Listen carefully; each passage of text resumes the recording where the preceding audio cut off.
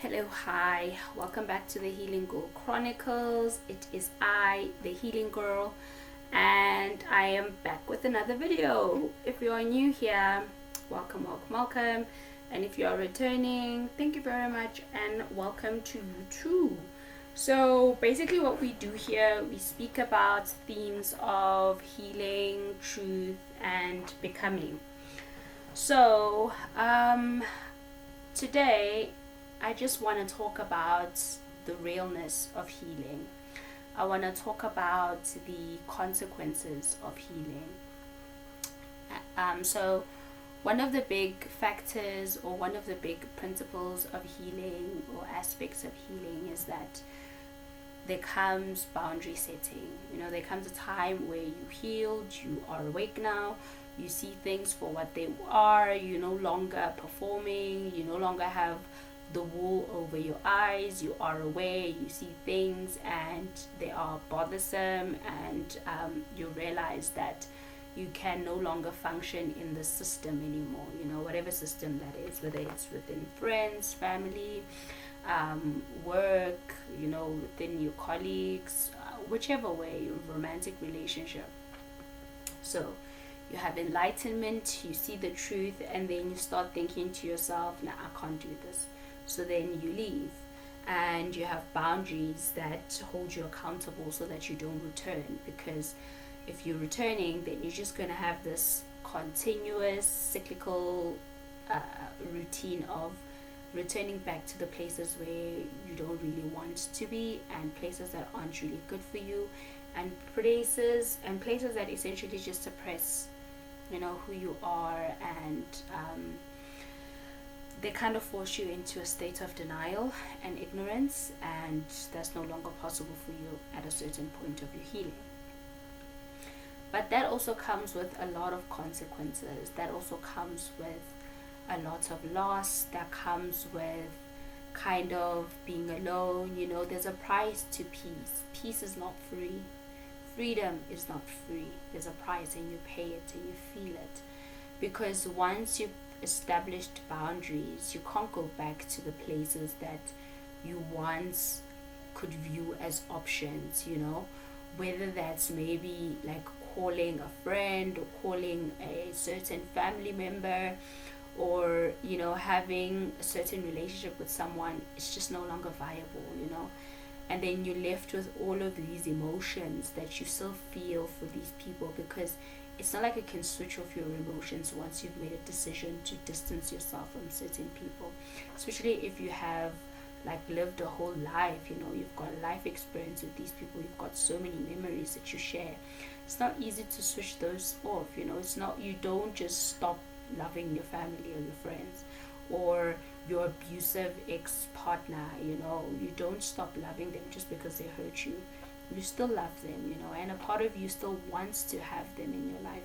I feel like a part of you in healing also bargains with yourself and thinking that, okay, maybe I can interact with them maybe at 30%, but I'll save 70% of myself to myself, which is not practical, because once you've identified areas where you need to establish boundaries, that already says that there's something wrong and dysfunctional in that relationship. Hence why you had a need to create distance or boundaries in the first place. But coming to terms with that, and realizing that when something happens, you can't just pick up the phone and want to tell someone.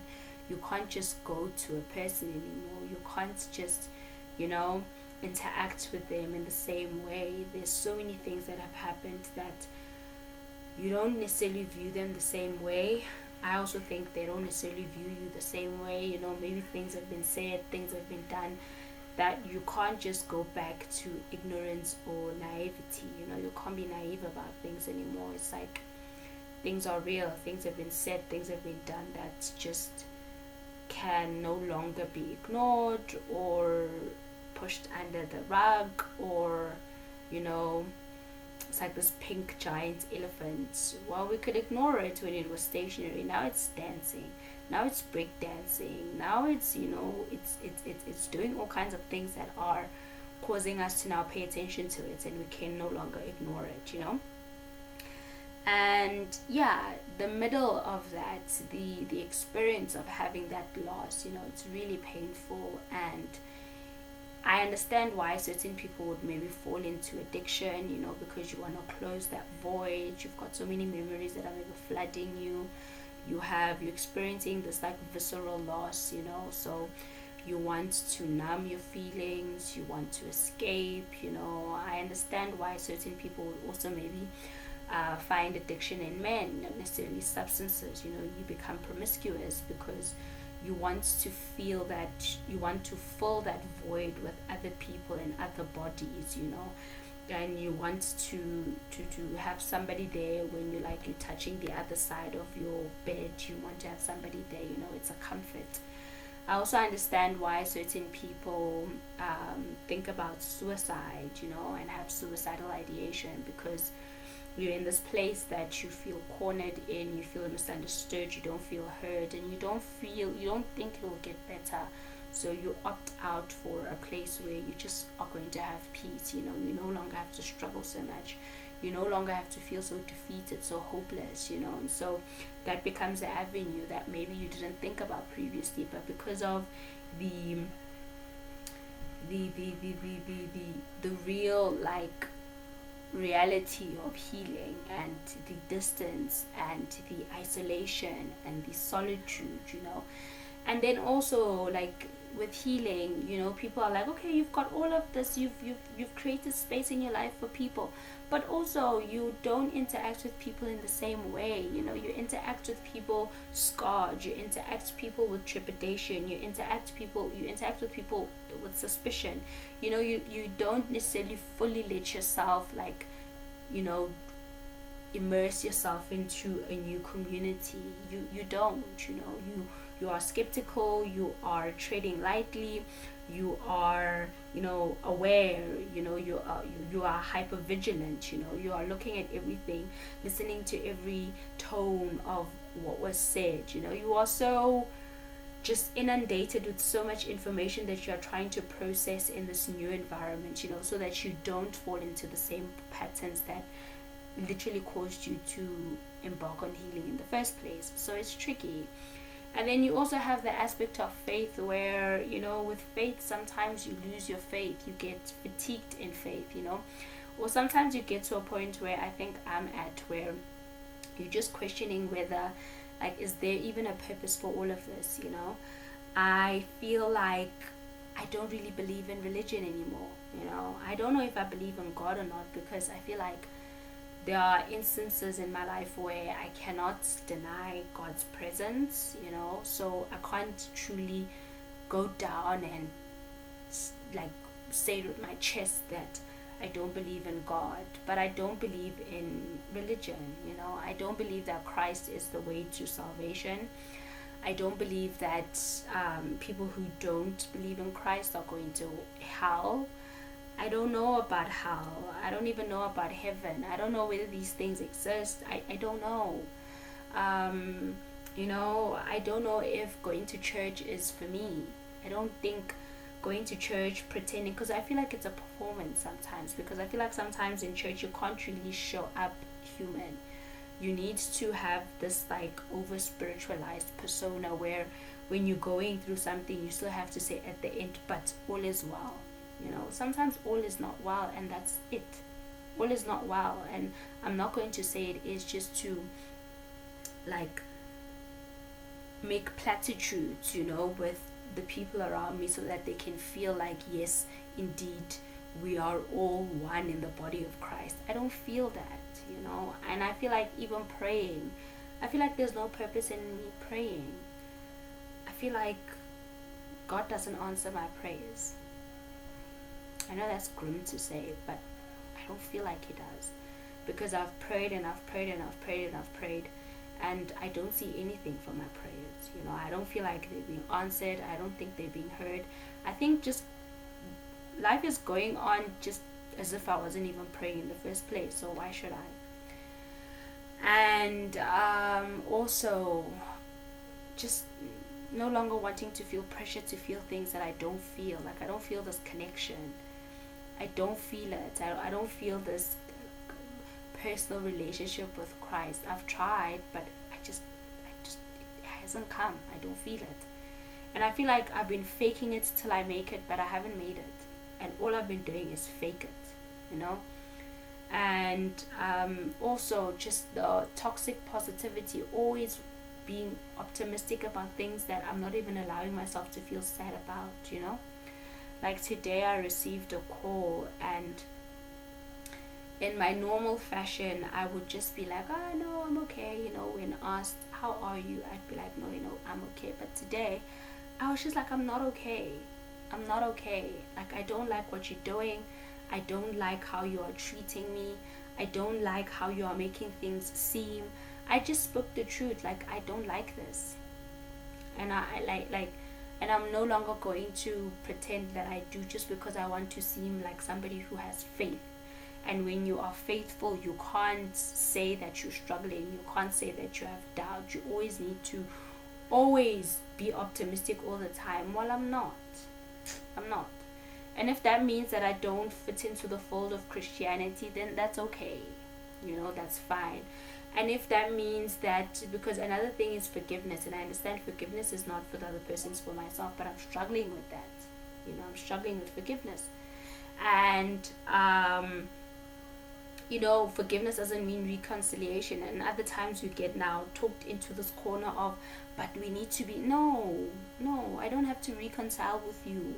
And if that doesn't make me Christ-like, then it's okay. Then I won't be Christ-like. It's fine. Because what I won't do is I won't jeopardize my mental health and my sanity and my well-being just to seem as though I am Christ-like. No, I won't do that. I can't do that. So if that means that I'm a heathen who is going against Christ's teachings, then it's fine. I'll take that label. It's cool. And I don't want to say, or don't want to go as far as say like I'm agnostic, where I don't believe in God, but I don't believe in religion. I don't think it works. I don't think I don't think so. And now I'm at a point where I'm just having to figure out now, like, okay, so if I don't have the crutch of faith, then I'm all on my own. I need to figure things out by myself. I need to make things work by myself, because I've been waiting, Not that I haven't been doing anything, but I've been waiting with the hope that God will come in and swoop in and fix everything and, rebalance everything and, recalibrate everything. But that hasn't happened. I don't think it will happen. I've been waiting for a long time, and I'm tired of waiting. So I feel like I don't have any other choice but to take things up now for myself and just figure things out by myself now, because God hasn't come through for me, and I don't know when he'll come through for me. And it's kind of sad to think like you pray to God, but then he doesn't answer you. He only answers you when he decides to answer you, if he answers you. I don't know how I feel about that. So yeah, healing is messy. Healing is not linear. Healing is a lot of questioning, a lot of doubting, a lot of changing your mind about certain things, and allowing yourself to do that, and understanding that it's not going to be like this linear path. It's going to be a spiral. It's going to be up and down. It's going to be back and forth. It's going to be, and don't hold me to what I'm saying right now, because this is how I feel right now. Maybe next time when you see me, I'll tell you, hey guys, I've joined theology school and I'm going to become an ordained minister. You never know. Or I'll come here and I'll tell you guys, hey guys, I've converted to Judaism, or I've reverted back into Islam. I don't know, I don't know. It's ever changing. So I think, like, for me and for anyone else, I feel like you just need to give yourself a break in healing. It's okay to question. It's okay to struggle. It's okay to not always have this, like, all is well mentality, this toxic positivity. Like, sometimes it's okay to just say it sucks, God sucks, and like, I'm frustrated, and I feel like this whole thing is a whole farce, So yeah, that's just me and where I'm at right now. And again, if it helps anyone else, that's great, but this is mostly for me because I just need to sometimes air these things out for myself, and I need to vocalize them. Yeah, and I just need to sometimes look at myself and face the truth about certain things, about how I'm feeling, and be real about them, so yeah, that's me giving my 2 cents about healing so far. If it helps you, great, because sometimes we feel crazy, and sometimes we get called crazy when we're not. We're just living and figuring things out. So yeah, thank you very much for listening. If there's anyone who's heard this, resonates with you, comment, share your experience. Where are you, how far are you in your healing journey, what are you struggling with? Yeah, so thank you very much, and I'll see you guys in the next episode. So yeah, thank you and bye.